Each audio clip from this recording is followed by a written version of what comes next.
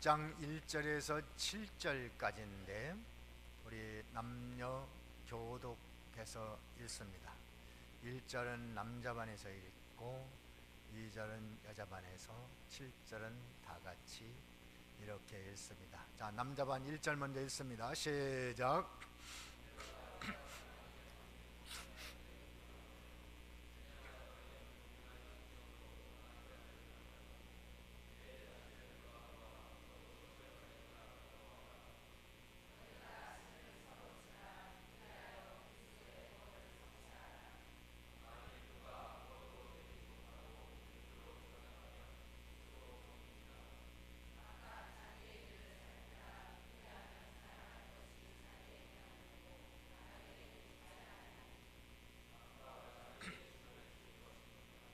가르침을 받는 자는 말씀을 가르치는 자와 모든 좋은 것을 함께하라. 서로 속이지 말라. 하나님은 만홀히 여김을 받지 아니하시나니 그리고 없으리 그대로 거두리라. 제목을 봅니다. 주보에 제목 다 같이 읽습니다. 시작.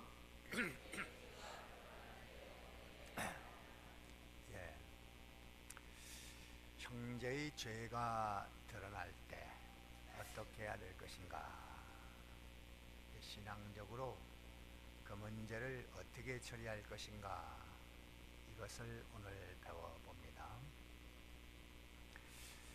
우리는 이 세상 살면서 많은 사람을 접하지요.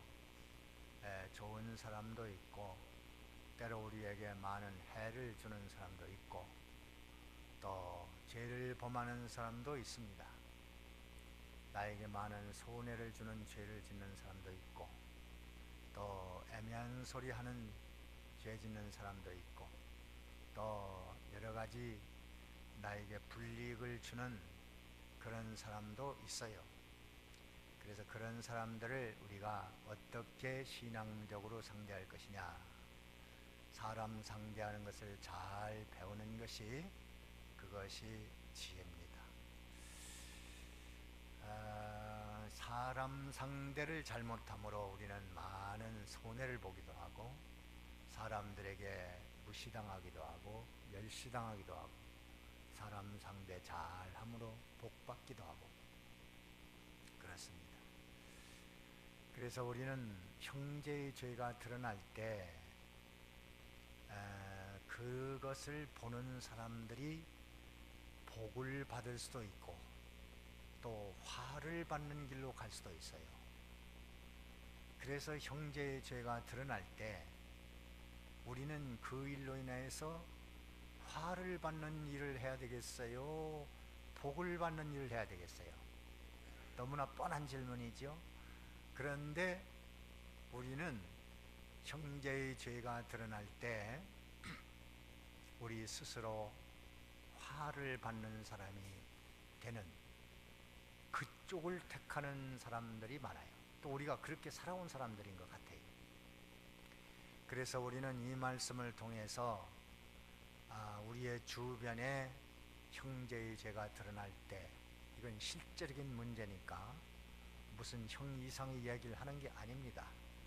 우리는 실제 삶 속에서 형제가 나에게 죄를 범할 때, 또 형제의 죄가 드러날 때 우리가 그 일로 통해서 자꾸 내 스스로 화를 받는 길로 간다 이 말이에요. 자연스럽게 그렇게 해요. 그래서 그렇게 하지 말고 우리는 복을 받는 길을 찾아야 돼요. 형제의 죄가 드러날 때 이 일로 인해서 내가 복을 받아야겠다. 먼저 형제의 죄가 드러날 때 화를 받는 길로 가는 사람은 어떤 사람이냐면 형제의 죄에 대하여 정죄하는 사람이에요. 어떤 사람이 화를 받아요? 정죄하는 사람. 물론 형제가 죄를 지었으면 잘못한 거죠. 잘못한 건데 그 잘못한 것으로 인해서 내가 화를 받으면 안 되잖아요. 그런데 너무나도 쉽고 자연스럽게 형제를 정죄합니다. 정죄한다는 것은 죄인이라고 판단하는 거예요. 아, 저 사람 못됐다, 나쁘다, 아, 못된 사람이다, 죄인이다, 저럴 수가 있나. 이렇게 죄인을 정죄함으로 인해서 내가 화를 받는다 이 말이에요. 성경에는 정죄하라고 했을까요? 하지 말라고 했을까요? 우리 누가복음 6장에 한번 봅니다. 누가복음 6장에 보면 어떻게 하라고 했는가, 그 성경대로 했는가, 우리는 그걸 한번 좀 살펴보아야 되겠습니다. 6장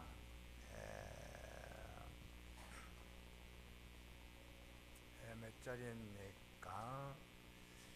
20 가만히 있자. 정죄를 비판하지 말라, 판단하지 말라. 37절입니까? 예, 37절 한번 읽어봅시다. 37절 다 같이 읽습니다. 시작. 비판하지 말라. 그리하면 너희가 비판을 받지 않을 것이요.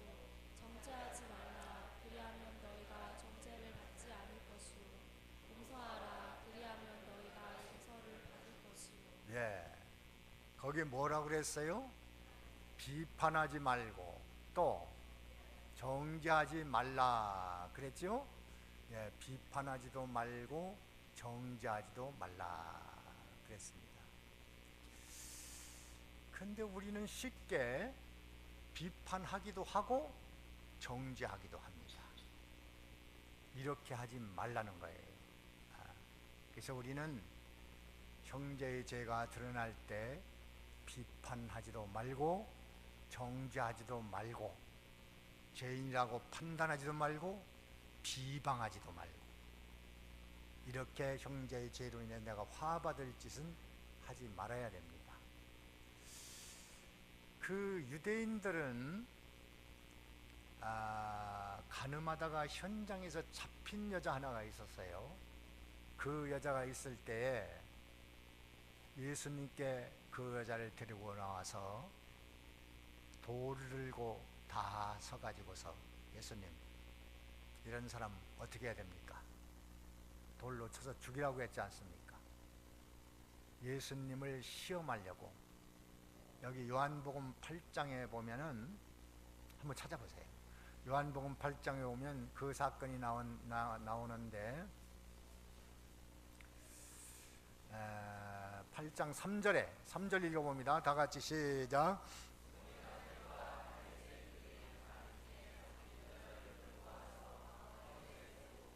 네, 잡힌 여자를 다 끌고 나와서 이 여자를 어떻게 해야 되겠습니까? 7절에 조금 내려가서 7절에 보면 다 같이 시작. 저희가 묻기를 맞지 아니하는지라. 이에 일어나 가라사대 너희 중에 죄 없는 자가 먼저 돌로 치라 하시고. 네, 한 절 내려가서 9절 읽어봅니다. 시작. 저희가 이 말씀을 듣고 양식의 가책을 받아 어른으로 시작하여 젊은이까지 하나씩 하나씩 나가고 오직 예수와 그 가운데 섰는 여자만 남았더라. 예, 예수님께서 그들을 향해서 누구든지 죄 없는 자는 돌로 쳐라 그랬어요. 그러니까 모든 서 있던 사람들이 돌을 내려놓고 양심의 찔림을 받아서 돌아갔다, 그 얘기가 나옵니다. 예수님의 말씀을 듣기 전에는 그들은 다 자기 자신을 바라보지 못하고 죄진 여인만 바라보고 죽이자, 또 예수님이 뭐라고 하나 보자, 예수님이 돌로 쳐서 죽이라고 하면 우리가 돌로 쳐서 죽이자, 이렇게 악한 마음을 먹은 그들이 예수님의 말씀의 권위 앞에 두려워서 돌을 내려놓고 다 돌아섰습니다. 그러니까 이들은 예수님 말씀 듣기 전에는 자기 자신을 봤어요? 못 봤어요? 못 봤죠. 죄인만 봤죠. 이렇게 정죄하는 사람은 마침내 뭘 받는다고요? 정죄를 받아요. 그러니까 남을 정죄하지 말라는 겁니다. 정죄하면 자기가 정죄받으니까. 죄인이라고 함부로 판단하지 말아라. 그런데 우리는 너무나도 쉽게 죄인을 보고 정죄합니다. 또 그렇게 많이 살아왔습니다. 아이, 저 못된 놈, 저런 놈이 세상에 어디 있어? 악한 놈. 함부로 판단하고 무시하고 멸시하고 정죄합니다. 신앙적으로 복을 받으려면 그렇게 하지 말라는 것이지요. 또 정죄할 뿐 아니라 미워합니다. 미워해요. 우리가 잘 아는 대로 죄는 미워해도 사람은 어떻게 하라고요? 미워하지 말라. 잘 아시잖아요. 그런데 죄 때문에 오히려 사람을 미워하거든요. 그래서 성경은 악은 미워하고 사람은 미워하지 말라는 거예요. 로마서 12장에 보면은 한번 찾아보세요. 로마서 12장에 보면 악을 미워하라고 그랬어요. 9절에 로마서 12장 9절입니다. 한번 9절 다 같이 읽습니다. 시작. 지지 없나니 뭘 미워하라고 그랬어요? 악을 미워하라고 그랬지. 사람 미워하라고 그랬어요? 악을 미워하라는 거예요. 사람은 미워하면 안 됩니다. 요한일서에 보면은, 요한일서 2장에 보면은 그 미워하면 어떻게 된다고 했나? 요한일서 2장 9절을 한번 봅니다. 9절 다 같이 읽습니다. 시작. 가운데 있다.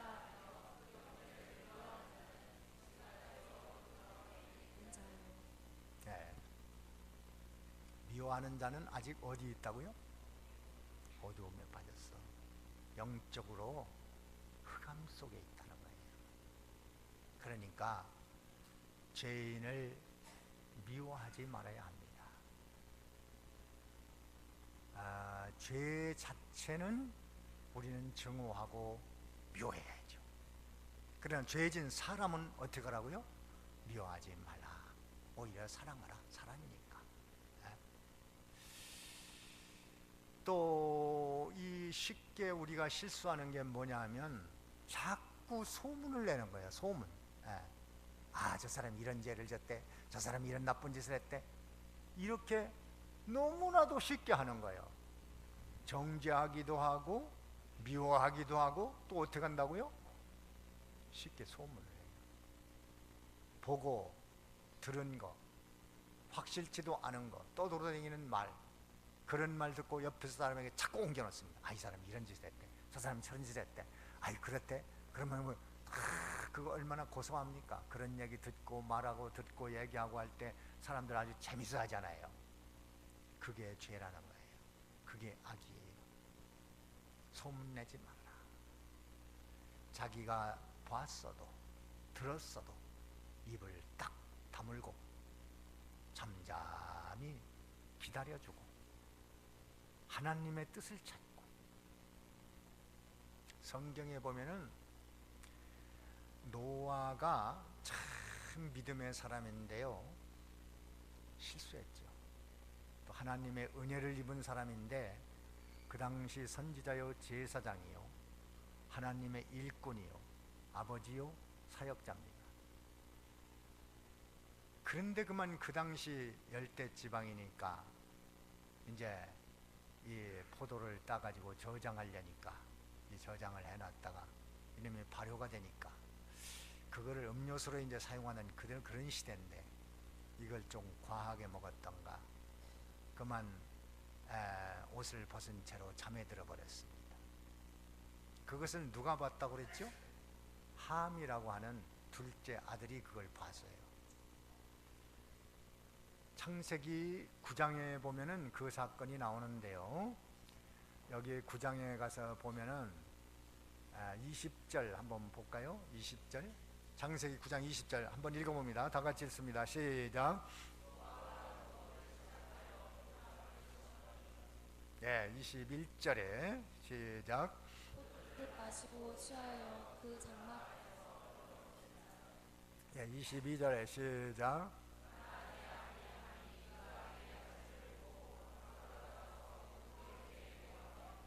네. 가나안의 아비 함.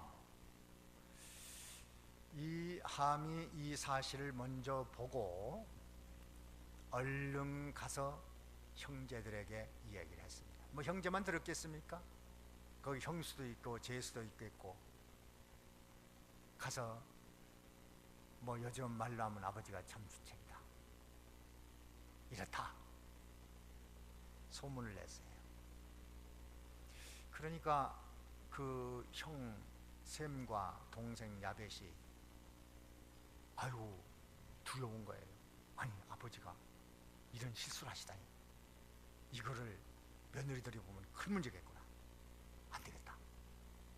그래서 옷을 두 형제가 뒤로 잡고 가서 아버지의 몸을 덮어줬습니다. 물론 아버지가 실수한 거죠. 그래서 아버지가 잠에 깨서 보니까 자기 모습을 아는 거예요. 누가 이렇게 옷을 덮어줬냐 물어보니까 아, 셈과 야빗이 그렇게 했습니다. 자초지종을 다 얘기를 했죠. 둘째 아들이 이걸 먼저 보았는데 둘째 아들이 우리에게 얘기해서 알았습니다. 아 그러냐, 셋 다 와라. 그래가지고 함에게는 저주를 했고 셈과 야벳에게는 축복을 했습니다. 뭐 자식인데 그럴 수 있느냐? 그거는 단순한 자식의 인정 문제가 아니고 그 당시 노아는 교역자이기도 하고 선지자이기도 하고 제사장이기도 하고 아버지이기도 합니다. 자, 그래서 그런 위치에 있는 아버지의 허물이 드러나면 이거는 하나님의 큰 영광이 가루어지고 구속운동에 큰 해가 되니까 그런 일을 드러낸 사람에게는 신분을 막론하고 화가 있다. 그것을 가르치는 계시예요. 그것을 딱 입을 다물고 허물을 덮어준 자는 복을 받는다. 그러니까 여러분, 형제의 죄가 드러날 때, 특별히 내게 또 손해를 줬을 때 우리가 그걸 통해서 복을 받아야 돼요. 화 받을 짓 하면 안 됩니다. 화를 받으려면 정죄하기도 하고 미워하기도 하고 소문내기도 하고, 그렇게 하면 뭐를 받아요? 에? 복을 받아요? 화를 받아요? 화를 받는단 말이에요. 그런데 우리가 이것은 너무나도 몸에 익혀온 사실들이에요. 너무나도 쉽게 그렇게 합니다. 정죄하고 미워하고 소문내고 누가 이랬대 저랬대 막 전화해 쌓고 여기다 얘기하고 저기다 얘기하고, 그것도 얼마나 재미있고 고소름합니까? 그런 소리 들으면 또 사람들이. 말하는 사람도 화지만 듣는 귀도 화가 있을까요? 없을까요? 화가 있어요. 안 들으면 차라리 날 텐데 이거 들어놓으니까 이거 껄떡지근하고 안 들으니만 못하다, 이래가지고 그 죄진 사람을 볼 때 자꾸 그 생각이 나거든. 그래서 말한 사람도 화지만 듣는 사람도 화가 있으니까 뭐 그런 소리 하냐고, 입 다물라고, 함부로 말하지 말라고, 당신 봤어? 들었어? 확실해? 그리스도 아니면서 뭐 그런 소리 해? 그렇게 하고 못하게 해야 돼요. 안 들으면 화를 면합니다. 이 들어놓으면 이게 또 문제가 되는 거예요. 그래서 듣는 것도 가려서 듣고 말하는 것도 가려서 해야지. 형제의 죄가 드러날 때 화받는 방법 몇 가지라고 했죠? 세 가지. 뭡니까? 정죄하고 또 미워하고 또 소문내면 그건 딱 화받았어요. 근데 우리가 습관적으로 그렇게 해요, 안 해요? 이게 문제란 말이야. 몸에 너무 익혀놨어요. 그래 뭐 가정에서도 그렇고 부부간에도 그렇고 뭐 다 이렇게 남편은 또 아내 친정 죄 다 들춰내놓고 허물나무라고, 또 부인은 또 시집남 시집 식구들 다 뭐 실수 허물 들춰내놓고 뭐 이렇다 저렇다 얘기하고, 이거 하지 마세요. 예수 믿는 사람은 그렇게 하는 거 아닙니다. 응? 다 덮어주고 가려주고 봤어도 안 본 척, 알아도 모르는 척하고 넘어가면 그 사람이 복을 받는 거예요. 예. 자, 그러면 이제 화 받을 일은 알았으니까 우리가 형제의 죄가 드러날 때 복을 받아야 되는데, 어떻게 하면 그럼 복을 받을 수 있을까? 형제 드러날 때 요거 몇 가지 말씀드릴게요. 첫째는 온유한 심령으로 바로잡아 주라고 그랬어요. 어떻게 하라고요? 온유한 심령으로 바로잡아 주라. 두 번째는 자신을 돌아보라고 그랬어요. 자신. 누굴 돌아봐요? 자신을 돌아봐라. 세 번째는 짐을 서로 지라고 그랬어요. 짐을 서로 지라. 네 번째는 된 줄로 생각지 마라. 된 줄로 생각지 마라. 다섯 번째는 가르침을 받는 사람과 모든 좋은 것을 함께 하라. 그렇게 했어요.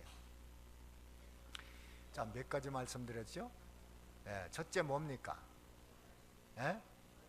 온유한 심령으로 바로잡고, 또 두 번째는 자신을 돌아보고, 또 짐을 서로 지어야 되고, 또 다 된 줄로 생각하지 말라. 또 마지막에는 가르치는 자와 좋은 것을 함께 하라고 그랬어요. 몇 가지 하면 복 받아요?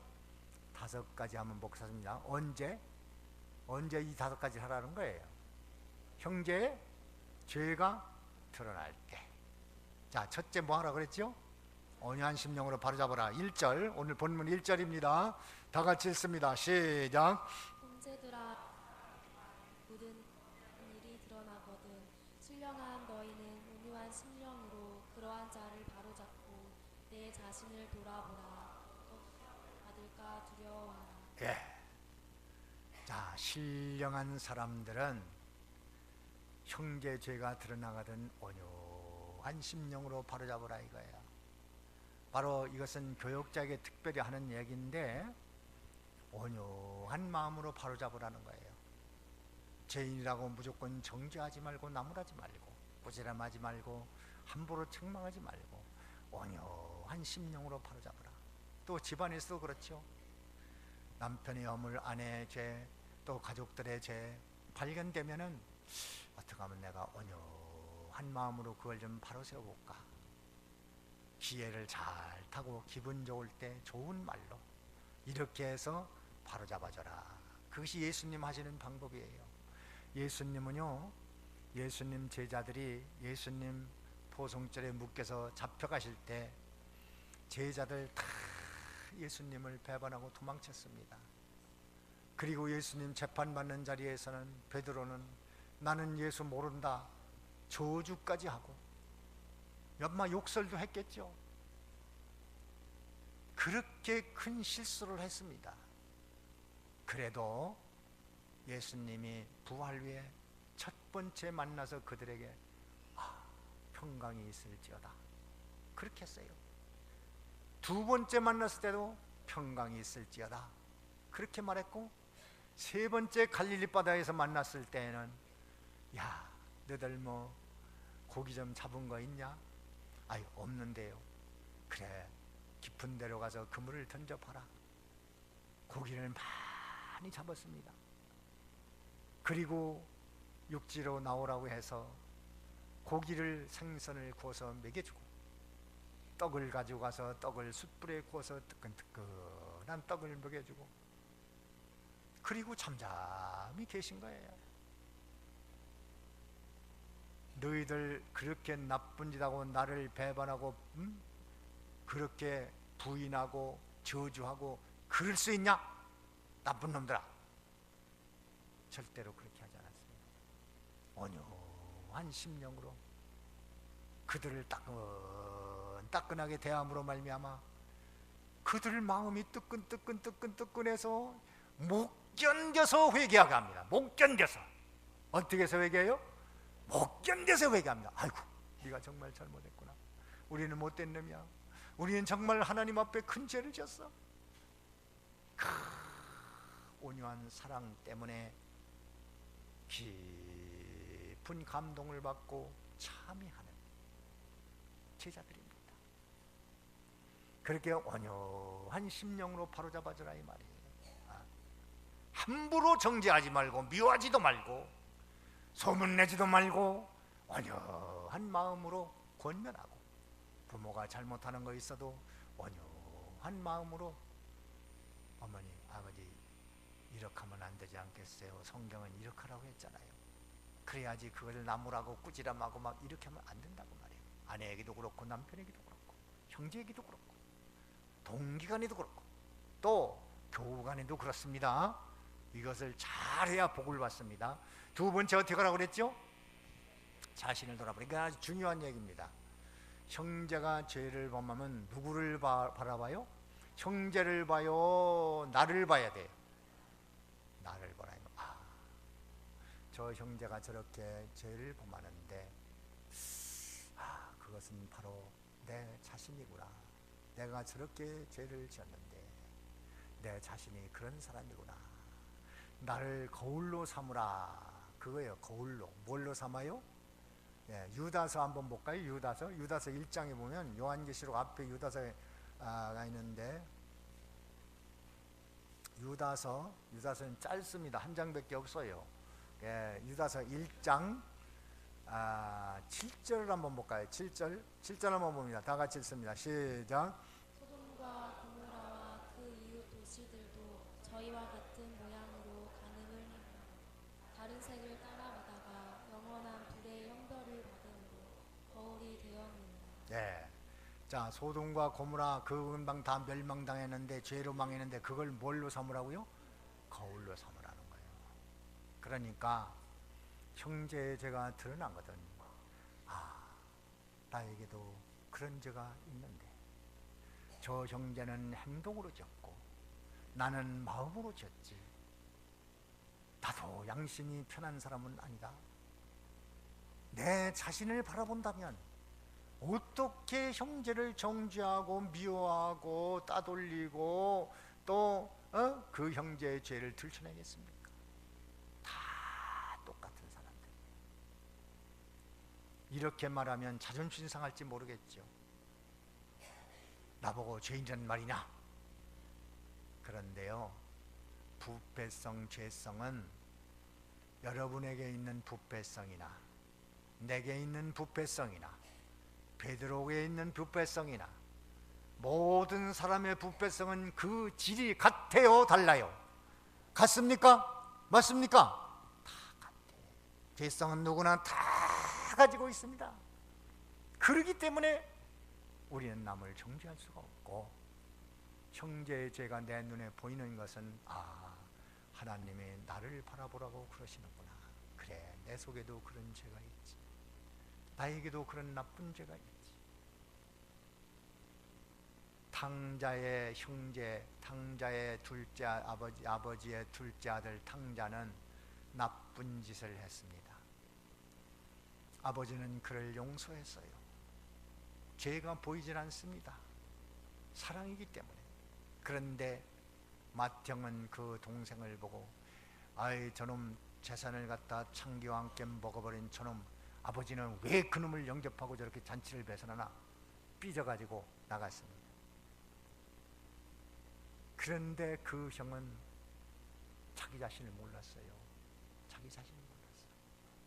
자기 속에 독한 시기와 동생을 사랑하지 않는 죄, 시기심, 재산의 욕망, 그런 자신을 보지 못하고 동생만 정죄했습니다. 그 동생을 용서하고 감싸는 아버지의 심정을 전혀 몰랐어요. 그렇게 하지 말라는 것이죠. 동생을 바라보면 그래, 나도 뭐 별 수 있나, 나도 동생같이 저런 죄가 다 있고 마음으로 죄짓고 다 그렇지. 그래, 아버지와 함께 아들 동생을 영접하고 받아들여야지. 이렇게 못했다고요. 그러니까 우리가 우리 자신을 바라보는 좋은 거울은 하나님의 말씀이고 그 그 다음에 거울이 뭐예요? 형제의 죄가 드러나는 것. 그것이 바로 누구예요? 다 같이 나. 형제의 죄는 바로 나다. 맞습니까? 이걸 볼 수 있어요. 이게 참 지혜로운 사람이에요. 믿음 없는 사람들을 볼 때, 내가 바로 저렇게 믿음 없는 사람이지. 그래, 나도 그런 어려운 지경에 빠지면 어쩔 줄 모르지. 나도 죄인이야. 이걸 보는 자가 복을 받아요, 화를 받아요? 복을 받습니다. 세 번째 뭐 하라고요? 2절에 봅니다. 2절, 본문 2절입니다. 다 같이 읽습니다. 시작.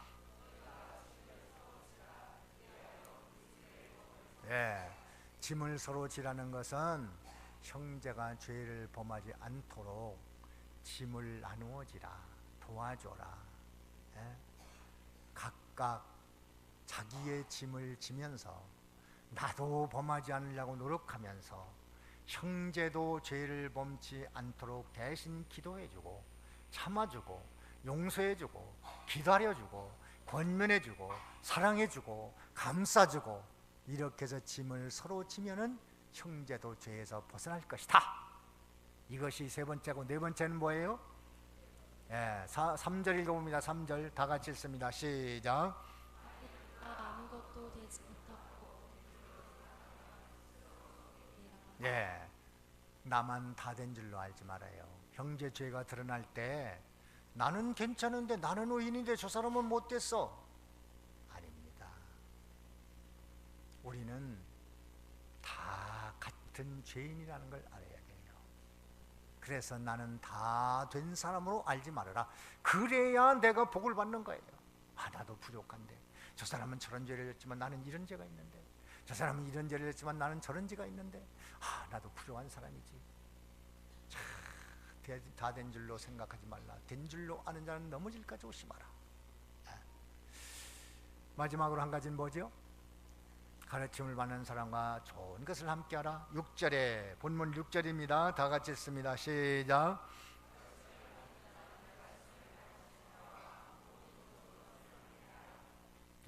말씀을 가르침 받는 자는 가르치는 자와 모든 것을, 좋은 것을 함께하라. 이 말은 무슨 말이냐 하면, 우리가 가르침을 가르치는 자가요, 말씀을 가르칠 때 죄를 책망한다고 해서 사람을 미워할 수가 있어요.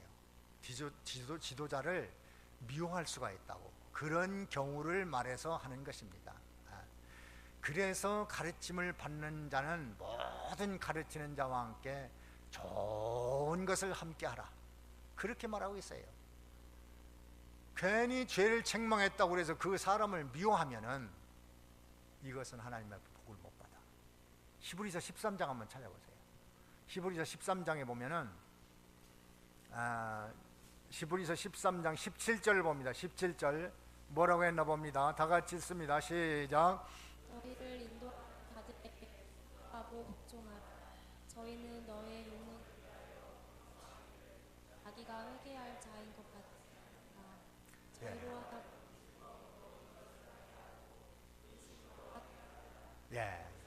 너희 자, 거기 말씀을 가만히 보십시오. 말씀을 가르치는 자와 좋은 것을 함께 해야 되는데 순종하고 복종하라 그랬죠. 잘 순종하고 복종해라. 또 즐거움으로 하게 하고 어떻게 하라고요? 근심으로 하게 말라는 거예요. 그러니까 제 형제의 죄를 책망했다고 해서 반감을 갖지 말고 하나님의 일을 하는 사람을 즐거움으로, 기쁨으로 이렇게 하나님의 일을 하게 해야 복을 받는다, 그런 얘기입니다. 자, 그래서 우리는 형제의 죄가 드러날 때 화를 받아야 되겠어요? 복을 받아야 되겠어요? 자, 복을 받아야 되겠죠? 화를 받으려면 어떻게 하면 됩니까? 정죄하고 또 미워하고 또 어떻게 하면 돼요? 자꾸 소문내면 돼. 그러면 내가 화를 받아. 근데 이렇게 살았어요, 안 살았어요? 이렇게 살아왔다고. 이거를 조심해야 돼요. 그 신앙을 고치는 겁니다. 이제부터 안 하면 돼요. 그러면 어떻게 해야 복을 받겠어요? 몇 가지 하면 복을 받습니까? 5가지 뭐 하면 복을 받습니까? 첫째는 뭡니까? 예, 온유한 심령으로 바로 잡아주고, 어떻게 하면 내가 좀 온유한 마음으로 하나님 말씀으로 좀 바로 잡아줄까? 두 번째는 자신을 잘 돌아봐야, 아, 형제의 죄가 있는 걸 보니까 나도 저런 죄가 있을 거야. 아이고, 내가 이거 그런 죄 없나 한번 살펴봐야지. 내 자신을 깊이 성찰하고, 세 번째는 뭐예요? 짐을 서로죠. 저 형제가 어떻게 하면 죄에서 벗어날 수 있을까? 내가 도와줘야지. 이렇게 하고, 네 번째는 다 된 줄로 알지만 나만 괜찮은 의인으로 알지 말라, 이 말이에요. 다섯 번째는 어떻게 해요? 예, 가르치는 자와 모든 좋은 것을 함께해요. 가르치는 자와 관계를 잘 해나가라, 이 말이에요. 그래야 영적으로 막히지 않아요. 하나님과 나 사이가 막히지 않습니다. 교육자와 맥히면 그 사람은 영원히 죽습니다. 모든 육체의 고통이 옵니다. 조심해야 됩니다. 이렇게 인간관계, 죄인에 대한 모든 관계를 잘하면 사람과의 관계도 잘 되고 하나님과의 관계가 잘 돼서 만사가 형통하는 복이 여러분에게 있을 줄로 확신합니다. 다 같이 기도합니다. 오늘 들은 말씀을 가지고 회개할 것을 회개하고 붙들 것을 붙들고 화받는 길로 가지 말고 복 받는 길로 가게 해달라고 간절히 기도하시기 바랍니다.